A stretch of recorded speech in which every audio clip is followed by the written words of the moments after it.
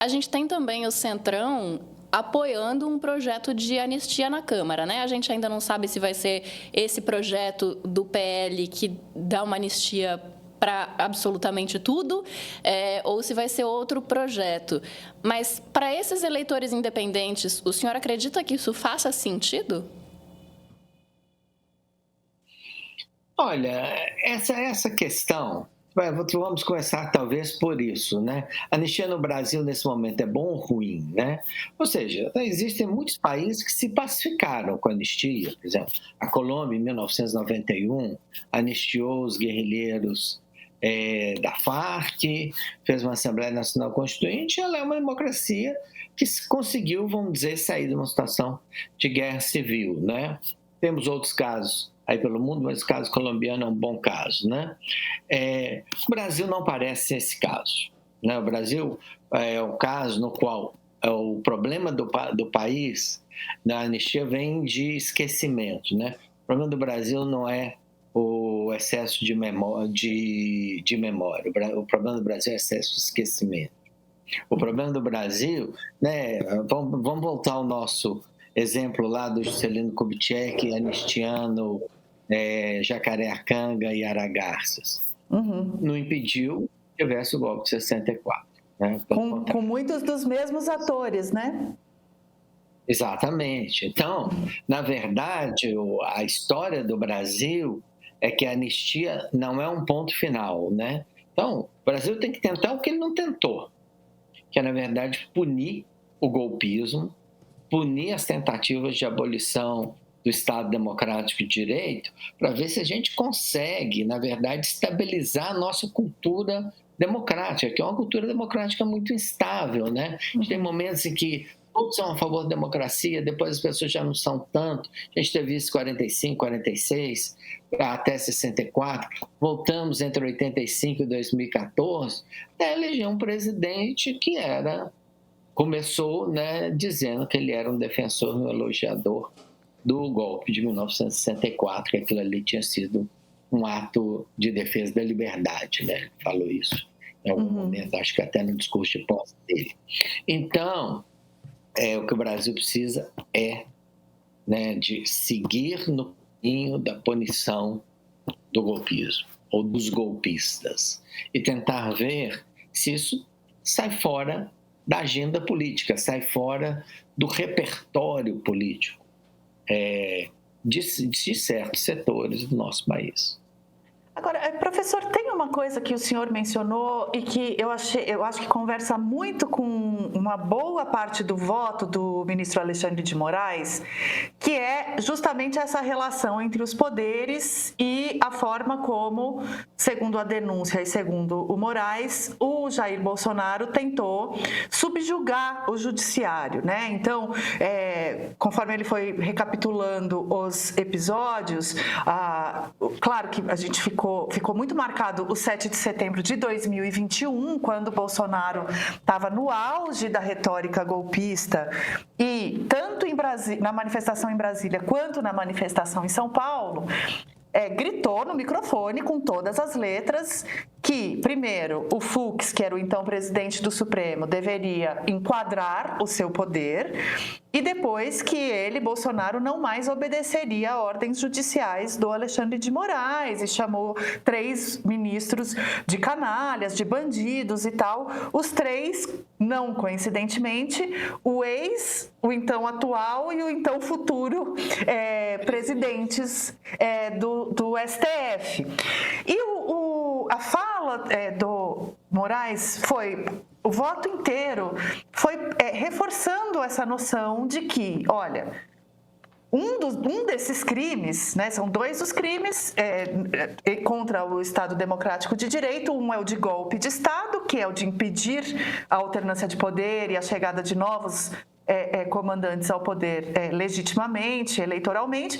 Mas o atentado é justamente o desequilíbrio entre os poderes, tentar impedir a ação de um dos 3 poderes, né? Então, é intragoverno, por assim dizer. Intragoverno não. Não é contra um governo eleito, mas é ainda enquanto eles estavam no poder. Eu queria te perguntar um pouco sobre esse conceito tão fundamental da nossa democracia e da nossa Constituição, que é a harmonia e a independência entre os poderes. Porque é muito central no discurso bolsonarista a noção de que o judiciário ultrapassa os limites do seu próprio poder. Aí a gente vê, ao mesmo tempo, um Congresso atualmente querendo também expandir o alcance do seu próprio poder. Hoje, o executivo, entre os três poderes, me parece até o mais cambaleante, mas a gente sabe que o nosso presidencialismo não foi necessariamente assim até aqui. A gente é um país com presidentes fortes, principalmente quando conseguem montar sua coalizão no Congresso. Então, como é que o senhor está enxergando essa harmonia ou essa independência entre os poderes? Se ela na nossa cultura democrática, como o senhor falou, se ela ainda é algo muito distante, se ela já teve seus bons momentos, como é que a gente avalia essa harmonia? Até, desculpe só me alongar, mas só o ministro Aires Brito hoje deu uma entrevista no Valor, só para concluir, falando, olha, a harmonia entre os poderes a gente pode sacrificar, já a independência não. Então, eu uso essa provocação também para ouvir do senhor como é que o senhor está enxergando o estado de coisas entre os três poderes. Bom, talvez valesse a pena a gente fazer um pouco de uma certa digressão histórica nessa questão. Assim, nós tivemos, historicamente no Brasil, pelo menos até 1988, mesmo um pouco depois, um poder executivo, vamos dizer, imperial. Ele era, na verdade, o que decidia tudo. Foi ele que modernizou o país, foi ele que fez os grandes projetos que tornaram o Brasil o que ele é hoje, e que frequentemente atropelava os dois outros poderes, o legislativo e o judiciário, né? Eu lembro, por exemplo, ainda do Fernando Henrique Cardoso, nos anos 90, falando o seguinte: se a gente abolir a aprovação de medida provisória por decurso de prazo, tinha isso, né? O Brasil torna-se ingovernável. Fernando Henrique Cardoso falou isso. Mas provavelmente se arrependeu depois. Mas imagina o seguinte: uma iniciativa de lei do Poder Executivo virava lei sem ser examinada pelo Poder Legislativo, né? Isso já na nova República, né?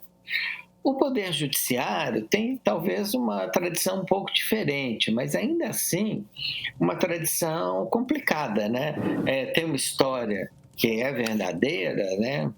Que ainda no começo da República, né? Teve a chamada Revolta do Contestado, né? E os revoltórios de Santa Catarina foram presos e o Rui Barbosa entrou com um pedido de habeas corpus, né? O ministro Alexandre de Moraes falou da importância do habeas corpus.